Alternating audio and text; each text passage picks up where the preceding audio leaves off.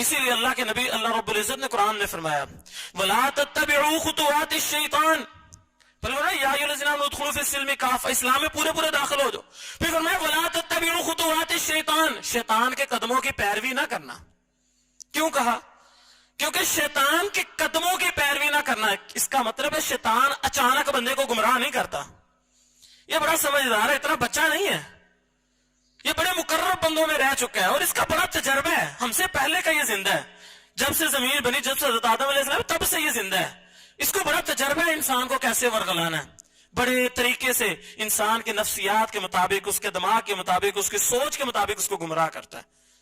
تو اللہ رب العزت نے کہا اس کے قدموں کی بھی پیروی نہ کرنا. کیا کرتا ہے؟ پہلے آپ کو کسی ایک چیز سے دستبردار کرے گا. اچھا یار ٹھیک ہے، چلو داڑھی، چلو کوئی بات نہیں یار، کچھ نہیں ہوتا، اتنی دنیا نہیں رکھتی، خیر آپ یہ کٹوا لو. پہلے داڑھی سے دور کرے گا، پھر آپ کے لباس سے بھی، کپڑا ٹکنا، کیا سارے لوگ تجھے دیکھ رہے ہیں، عجیب سا لگ رہا ہے، ایک ایک، اچھا چل یار ٹیون نہیں لگی نا موبائل کی، خیر ہے، اچھا ٹک ٹاک ہے یار، بچے ہیں، خیر اپنانے دو. چھوٹی چھوٹی باتیں آہستہ آہستہ آہستہ آپ کو دین سے دور لیتا جائے گا. بس اوقات آپ کو کوئی خیر کی بات بھی بتائے گا، کیونکہ باطل ایک ایسی چیز ہے جو ڈائریکٹ دکھتی نہیں ہے، اس کو ہمیشہ حق میں نہ لپیٹ کے پیش کیا جاتا ہے. دکھانے کے دانت اور کھانے کے دانت اور ہوتے ہیں. تو شیطان ہمیشہ یہ کام کرتا ہے اور آہستہ آہستہ آہستہ دین سے دور لے جاتا. پتہ تب چلتا ہے بندے کو، اوے میں تو اسلام سے بہت دور آ چکا ہوں، میں تو یہ کرتے کرتے، میں کئی لوگوں کو جانتا ہوں. میں ایک ایسے آدمی کو جانتا ہوں جو باقاعدہ مدرسے کا فارغ ہے، بڑا نیک تھا، بہت اچھا تھا، باعمل تھا. کیا ہوا؟ دوستی میں پڑ گیا. نہیں، میں اپنے دوستوں کو نا سیدھا راستہ دکھانا چاہتا ہوں، میں ان کو انشاءاللہ سیدھے راستے پر لے کے آؤں گا. ان کو میں نماز پڑھاتا ہوں. اب نماز پڑھانا کوئی بری بات تو نہیں ہے، یقیناً کبھی کبھی نماز بھی پڑھاتا تھا.